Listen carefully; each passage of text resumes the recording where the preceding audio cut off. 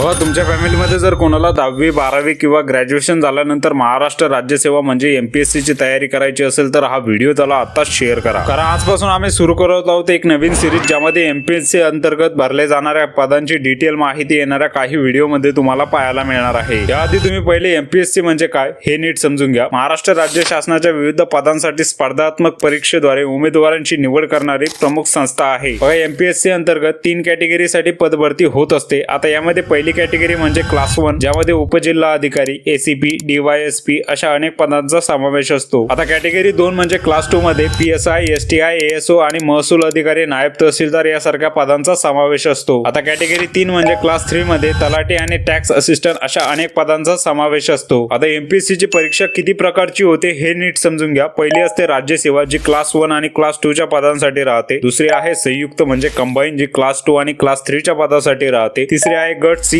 जी class 3 च्या पदासाठी राहते. आता एमपीएससी ची परीक्षा देण्यासाठी तुमची शैक्षणिक पात्रता काय पाहिजे हे नीट समजून घ्या. आता क्लास 1 आणि क्लास 2 च्या पदासाठी तुमचं ग्रॅज्युएशन कंप्लीट असणं गरजेचं आहे आणि क्लास 3 च्या पदासाठी शैक्षणिक पात्रता ही पदानुसार वेगवेगळी राहील. आता सर्वात महत्त्वाचा पॉईंट म्हणजे एमपीएससी चा एक्झाम स्ट्रक्चर कसं राहतं हे नीट समजून घ्या. बघा, पहिले असते पूर्व परीक्षा आणि त्यानंतर तुमचे होते मुख्य परीक्षा म्हणजे मेन्स आणि सर्वात शेवटी राहते इंटरव्ह्यू. तर इंटरव्ह्यू हा क्लास 1 आणि क्लास 2 च्या काही पदांसाठी राहतो. तर आता एमपीएससी साठी कोणते विषय महत्त्वाचे राहतात आणि एमपीएससी साठी कोणते बुक वापरावे याची सर्व माहिती मी तुम्हाला शेअर करतो. तुम्ही फक्त हा व्हिडिओ तुमच्या 3 मित्रांना शेअर करा, फॉलो करून कमेंट मध्ये एमपीएससी टाईप करा. यानंतर याची सर्व माहिती तुम्हाला डायरेक्ट मेसेज मध्ये मिळून जाईल. आणि हो, आपल्या टेलिग्रामच्या चॅनलवर सुद्धा तुम्हाला याची सर्व माहिती मिळून जाईल.